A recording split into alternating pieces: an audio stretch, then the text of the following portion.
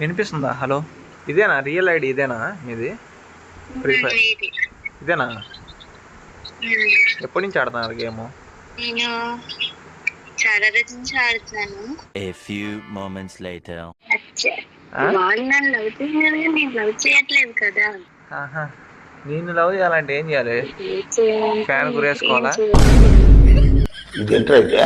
అరే నీ అబ్బా చెప్పు. లేకపోతే సముద్రంలో దూకాలా? ఏట్లు ఏదాలా?